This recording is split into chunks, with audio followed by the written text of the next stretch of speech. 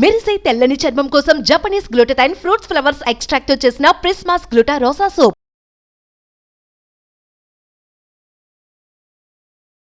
Welcome to Suman TV. నేను మీ Suman TV Nag. According to Vedic astrology కనుక మనం చూసుకుంటే సింహరాశి వారికి ఎస్పెషల్లీ విమెన్కి నరదృష్టి తగిలితే ఆ సిమ్టమ్స్ ఎలా ఉంటాయి అండ్ దాంతోపాటు ఎలా ఐడెంటిఫై చేయాలి అండ్ జనరల్గా ఎలాంటి రెమెడీ పరిహారాలు పాటించాలి అనేది ఈరోజు మనతో పాటు వేదిక్ ఆస్ట్రాలజర్ ఉమా గారు ఉన్నారు. అది వారి మాట్లాడి తెలుసుకుందాం. హలో ఉమా గారు. హలో నాగరాజ్ గారు. వేదిక్ ఆస్ట్రాలజీ ప్రకారం కనుక మనం చూసుకుంటే సింహరాశి వారికి నరదృష్టి తగిలే అవకాశం ఉంటుందా? ఉంటే ఏ విధంగా ఉంటుంది? ఎలా ఐడెంటిఫై చేయాలి? రెమెడీ ఏమైనా ఉంటుందా? తప్పకుండా అండి. ముఖ్యంగా మనం మాట్లాడుకునే అంశము సింహరాశి, తరువాత నరదృష్టి, దానివల్ల వచ్చేటువంటి ప్రభావాలు ఎలా ఉంటాయి. ఇక్కడ రాశికి తర్వాత నరదృష్టికి సంబంధం ఏమిటని చాలామంది అనుకుంటూ ఉంటారు. ఒక్కొక్క నక్షత్రానికి డిఫాల్ట్గా కొన్ని వారి యొక్క శక్తి సామర్థ్యాలు నిర్ణయించబడతాయి, వాళ్ళ యొక్క ఆరోగ్య సమస్యలు నిర్ణయించబడతాయి. ఒక్కొక్క రాశికి ఒక్కొక్క స్థాయిలో వాళ్ళ యొక్క మానసిక స్థితి, శారీరక స్థితి ఉంటుంది. ఎప్పుడైతే నరదృష్టి అనేది ఎఫెక్ట్ అవుతుందో, ఉదాహరణకి నరదృష్టిలో ఎన్ని రకాలు ఉన్నాయో కూడా నేను చెప్పానండి. అది మళ్ళీ చెప్తాను ఇప్పుడు. ఆ నరదృష్టి ఎప్పుడైతే సోకుతుందో ఒక్కొక్క రాశి వాళ్ళకి ఒక్కొక్క రకమైన ఆరోగ్య సమస్యల కింద ఎఫెక్ట్ అవుతుంది. అయితే నరదృష్టి అనేటువంటిది ఒక రకం కాదండి, 5 రకాలుగా దాన్ని విభజించారు. ముఖ్యంగా మొదటిది సామాన్యమైనటువంటి దృష్టి. అంటే మనం ఏదైనా ఒక ఫంక్షన్కి కానీ లేదా అందంగా రెడీ అయినప్పుడు కానీ ఏదైనా చిన్న 10 మంది యొక్క దృష్టి పడినప్పుడు కానీ అట్రాక్షన్గా కనిపించినప్పుడు ఆ యొక్క సామాన్యమైన నరదృష్టి అనేటువంటిది పడుతుంది. దీనివల్ల వికారము లేదా వామిటింగ్స్ అవ్వడము, తలనొప్పి, మైగ్రెయిన్స్ ఆడవాళ్ళకి, తరువాత ఆకలి లేకపోవడము, నిద్ర పట్టకపోవడము, ఇవన్నీ కూడా జరుగుతూ ఉంటాయి. సో దాన్ని జనరల్గానే డైలీ చేసుకునేటువంటి దేవతార్చన వల్ల, భగవద్ ఆరాధన వల్ల, లేకపోతే వాళ్ళకు ఉన్నటువంటి స్ట్రాంగ్ విల్ పవర్ వల్ల, ప్లానెట్స్ యొక్క చేంజ్ వల్ల దాన్ని ఓవర్కమ్ చేయగలుగుతారు. ఓకే. అయితే ఇక రెండవది చాలా తీవ్రమైనది, ముఖ్యమైనది మహానరదృష్టి అండి. ఈ మహానరదృష్టి వల్ల వచ్చేటువంటి ఎఫెక్ట్స్ చాలా తీవ్రంగా ఉంటాయి.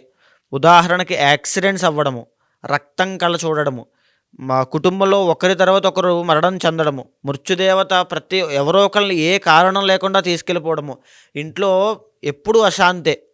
ఒక ఇల్లు కడతారండి, అందంగా చాలా నీట్గా కడదామని అనుకుంటూ ఉంటారు, కడతారు, ఫౌండేషన్ వేస్తారు, ఒక అంతస్తు కడతారు, 2వ అంతస్తు కట్టేటప్పటికి డబ్బులు ఆగిపోతాయి, అర్ధాంతరంగా ఇల్లు మధ్యలో ఆగిపోతుంది. ఇంటికి సంబంధించి తీవ్రమైన ఆరోగ్య సమస్యలు వస్తాయి. నిజానికి చెప్పాలంటే నాగరాజు గారు, ఈ మహానరదృష్టి పడిన తర్వాత ఆరోగ్య సమస్యలు, ఏ ఆరోగ్య సమస్య వచ్చిందో అది ఎందుకు కారణం వచ్చిందో కూడా వాళ్ళకి తెలియదు. టెస్టులకి విపరీతంగా డబ్బులు ఖర్చు అయిపోతూ ఉంటాయి. అది మహానరదృష్టి యొక్క ప్రభావం అండి. అయితే ఇక మూడవది సంభోగ దృష్టి. అంటే ఎప్పుడైతే ఒక భార్యాభర్తలు చాలా పవిత్రంగా ప్రేమ అన్యోన్యతలతో ఉంటారో, వారిద్దరిలో ఎవరో ఒకరు అందంగా ఉన్నప్పుడు మూడో వ్యక్తి యొక్క దృష్టి కనుక వాళ్ళ మీద పడి, ఆ యొక్క మోహ చూపులు కనుక ఏమైనా పడ్డాయి అనుకోండి, దానివల్ల ఈ యొక్క సంభోగ దృష్టి వల్ల అక్రమ సంబంధాలకి దారితీస్తుంది. ఇంకా చెప్పాలి అనుకుంటే ఆ యొక్క సంభోగ దృష్టి వల్లనే ఈ పెళ్లి చేసుకున్నటువంటి దంపతులిద్దరూ కూడా విడిపోతారు, డైవర్స్ వస్తుంది. లేకపోతే ఈ యొక్క అనుమానాలు, సందేహాలు, భార్యని భర్త సరిగ్గా పట్టించుకోకపోవడము, ఇంతకు ముందులాగా సరిగ్గా ఉండకపోవడము. సో ఇవన్నీ కూడా సంభోగ దృష్టి వల్ల కలిగినటువంటి దృష్టి. ఇది ఈ యొక్క పెళ్ళైనటువంటి వాళ్ళ మీద తీవ్రంగా పడుతుంది. వాళ్ళకి ప్రేమికులైనా ఎవరైనా సరే ఒక రిలేషన్షిప్ని ఇబ్బంది పెట్టేటువంటిది సంభోగ దృష్టి. అయితే ఇంక 4వది సంతాన దృష్టి అని ఉంటుందండి. ఈ సంతాన దృష్టి అంటే మనం చూస్తూ ఉంటాం, ప్రతి ఇంట్లోనూ చంటి పిల్లలు అర్ధాంతరంగా మధ్యలో లేచి విపరీతంగా ఏడుస్తూ ఉంటారు ఊరికనే. తరువాత వాళ్ళకి ఆకలి వేయదు, నిద్ర పట్టదు, తినరు, మాట వినరు, హాస్పిటల్ తీసుకెళ్ళాలి, లేకపోతే కడుపులో బాగాలేక వాళ్ళకి మోషన్స్ అవ్వడము, జ్వరం పట్టడము, లేకపోతే ఏది తినాలనిపించదు, చిక్కిపోతుంటారు, పేల మొహం వేసేస్తారు, అదో రకంగా అయిపోతారు, వర్చస్సు తగ్గిపోతుంది పిల్లల విషయంలో. సో అది సంతాన దృష్టి. ఇంకా చెప్పాలంటే చాలామంది పిల్లలు ఈ సంతాన దృష్టి పడడం వల్ల చనిపోతారు కూడా అండి.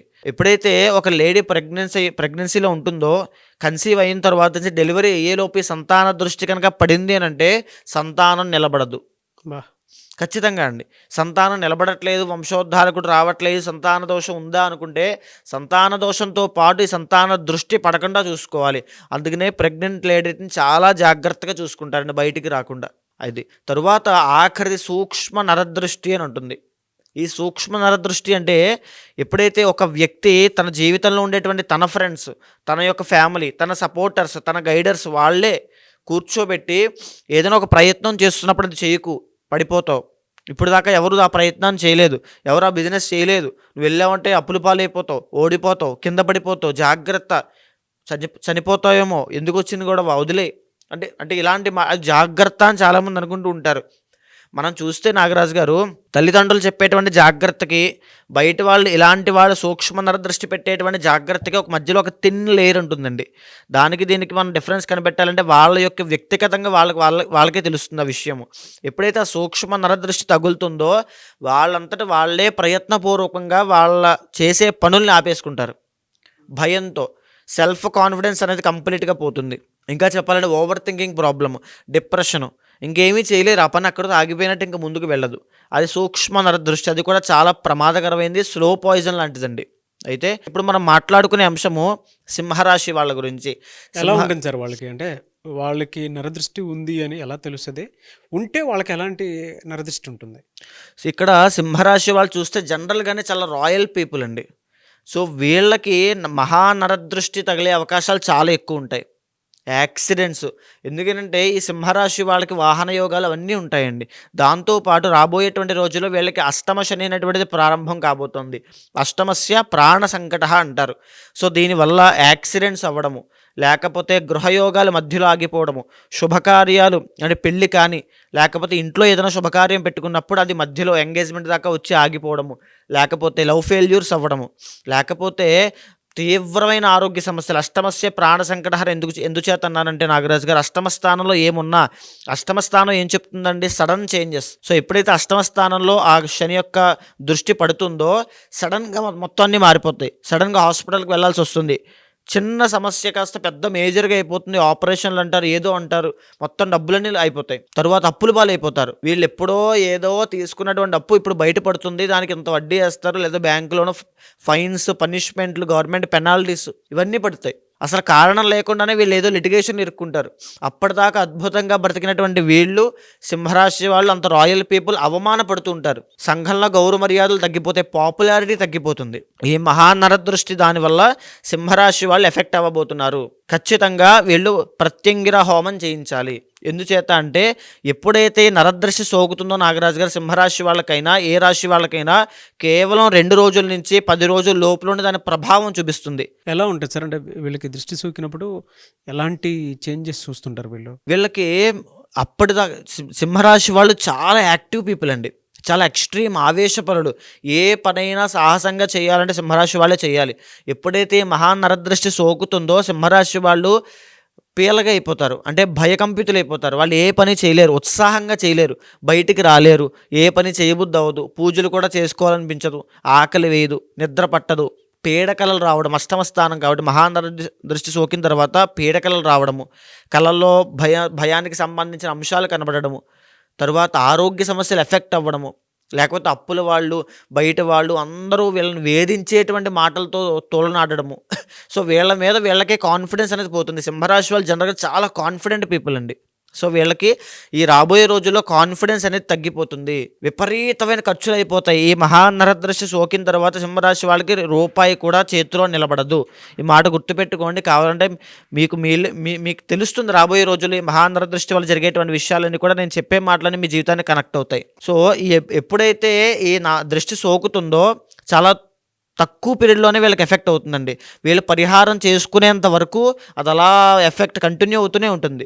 వీళ్ళ జాతకం ఎంత బాగున్నప్పటికీ గోచారంలో ఇప్పుడు జనరల్గా చూస్తే సింహరాశి వాళ్ళకి 12వ స్థానంలోకి రాబోతున్నాడు అక్టోబర్ తర్వాత. అప్పుడు విపరీతమైన సమస్యలు ఎదుర్కొంటారు.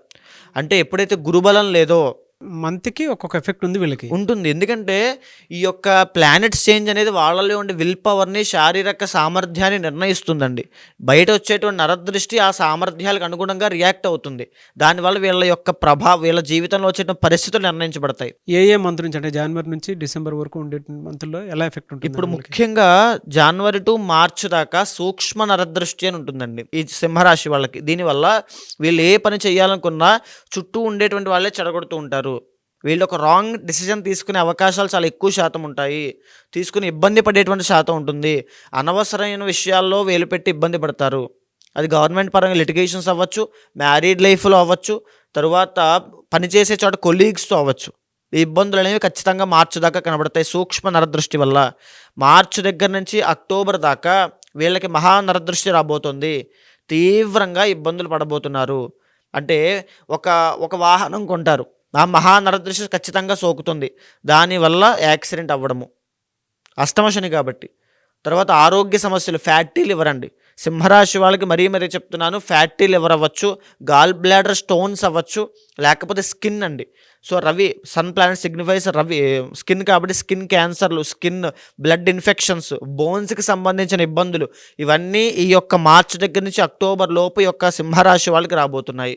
రెమెడీ ఏంటి సార్ దీనికి? అంటే ప్రత్యంగిర హోమం అండి, మహాప్రత్యంగిర హోమము ఖచ్చితంగా చేయించాలి. దాంతోపాటు ప్రతిరోజు సింహరాశి వాళ్ళు వెంకటేశ్వర స్వామి ఆరాధన చేయడం కానీ, ఆయన దర్శనం చేసుకోవడం కానీ ఖచ్చితంగా చేయాలి. నేను ఒక మంత్రం చెప్తానండి, ఓం నమో నారాయణాయ అనేటువంటి మంత్రము చాలా తేలికైన మంత్రము. బ్రహ్మ ముహూర్తంలో లేచి ప్రతిరోజు 108 సార్లు జపం చేయాల్సిందే.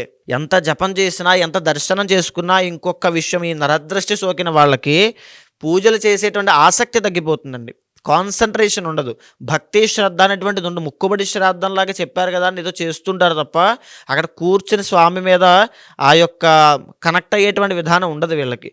కాబట్టి మహాప్రత్యంగిర హోమం ఎప్పుడైతే చేస్తారో, ఆ యొక్క అమ్మవారి యొక్క జపాన్ని అభిమంత్రించి వాళ్ళ మీద ఎప్పుడైతే జల్లుతారో, తర్వాత రక్షాసూత్రాలు ఎప్పుడైతే చేతికి కడతారో వాళ్ళకి నరదృష్టి అంతా పోతుంది. నరదృష్టి సోకదు, ఇంటిళ్ళ పాదికి కుటుంబ సభ్యులకు కూడా రక్షా కవచంలా ఉంటుంది. సో తప్పకుండా ఇప్పుడు నేను చెప్పేటువంటివి నరదృష్టి అనేటువంటిది సింహరాశి వాళ్ళకి ఏమిటి, ఈ లింక్ ఏంటి అనుకుంటుంటారని చాలామంది. సో రాబోయే రోజుల్లో వాళ్ళు చూడబోతున్నారు, ఇవన్నీ కూడా వాళ్ళకి అర్థమవుతాయి. ఇప్పుడు చెప్పినటువంటి మాటలు ఆ రోజు ఆయన చెప్పారు కదా అని గుర్తుకొస్తాయి వాళ్ళకన్నీ కూడా. ఖచ్చితంగా మహాప్రత్యంగిర హోమం చేయించండి. ఎవరికి వారికి సంబంధించినటువంటి వాటిలో కనుక మనం చూస్తే వ్యక్తిగత జాతకం ప్రకారం ఒక్కొక్కరికి ఒక్కొక్క దోషాలు అవి ఉంటూ ఉంటాయి. జనరల్గా మీ దగ్గరకు వచ్చి ఏదైనా యజ్ఞాలు, యాగాలు, హోమాలు చేయించుకుందాం అనుకున్నటువంటి వాళ్ళు ఉంటారు, పెళ్లిళ్ళకు ముహూర్తం పెట్టించుకోవాలి అనుకున్నటువంటి వాళ్ళు ఉంటారు, దాంతోపాటు కొంతమంది అన్నప్రాసన వాటికి సంబంధించింది కూడా ఉంటుంది, కొన్ని యజ్ఞాలు, యాగాలు, హోమాలు. సో వాళ్ళ బిలీఫ్ సిస్టమ్ ప్రకారం మిమ్మల్ని అప్రోచ్ అవుదాం అనుకుంటారు. అది ఏ రాశి వారైనా సరే, ఏ నక్షత్రం వారైనా సరే. వాళ్ళకి మీరు టైం ఇస్తారా? అపాయింట్మెంట్ తీసుకోవచ్చా? ప్రాసెస్ ఏంటి? తప్పకుండా అండి. మీరు కింద కనిపించేటువంటి నెంబర్కి కనుక కాంటాక్ట్ అయితే, ముఖ్యంగా ఈ జ్యోతిష్ శాస్త్రంలో ఎలాంటి సమస్యలున్నా, సందేహాలున్నా, లేకపోతే ఏదో మా మీద దుష్ప్రభావాలు ఉన్నాయి, ఇంట్లో శుభకార్యాలు ఆగిపోతున్నాయి, ఏంటో తెలియనటువంటి జీవితంలో అయిపోతుంది అనేటువంటి బాధ కానీ ఏమైనా ఉన్నా, ఖచ్చితంగా జ్యోతిష శాస్త్రం అనేటువంటిది నిర్దిష్టమైన పరిహారం ప్రతి ఒక్కరికి చూపిస్తుందండి. ఆస్ట్రాలజీ అనేటువంటిది ఒక ఆయుధం లాంటిది మన భారతదేశంలో. ఇది వెస్ట్రన్ కల్చర్లో కూడా అలవాటైందంటే దీని యొక్క పవర్ ఏంటో ఆలోచించవచ్చు. సో ఆస్ట్రాలజీ ద్వారా ప్రతి మనిషిని ప్రిడిక్ట్ చేయొచ్చు. ఆ వ్యక్తికి ఎప్పుడు ఎలాంటి సమయాల్లో ఎలాంటి జాగ్రత్తలు తీసుకోవాలో తెలుసుకోవచ్చు. ఎలాంటి ఆరోగ్య సమస్యల విషయంలో జాగ్రత్త ఉండాలి, ఎలాంటి వృత్తి వ్యాపారంలో సక్సెస్ అవుతాడు, ఎలాంటి సమయంలో పెట్టుబడి పెట్టాలి, స్టాక్ మార్కెట్ అవ్వచ్చు, లేకపోతే ఇన్వెస్ట్మెంట్స్ అవ్వచ్చు, గోల్డ్ అవ్వచ్చు, ప్రతి దాని విషయం గురించి ఈ ఆస్ట్రాలజీ చాలా కూలంకషంగా డీప్గా చెప్పింది. కాబట్టి దీన్ని అర్థం చేసుకునే విధానంలో తప్పకుండా అప్రోచ్ అవ్వచ్చు. ఖచ్చితంగా ఆ ముహూర్తాలకైనా సరే, యజ్ఞ యాగాదులకైనా, ఏ పూజా కార్యక్రమానికైనా తప్పకుండా అపాయింట్మెంట్ తీసుకోండి. కన్సల్ట్ అవుతాను, ఖచ్చితంగా చేపిస్తాను. డెఫినెట్గా.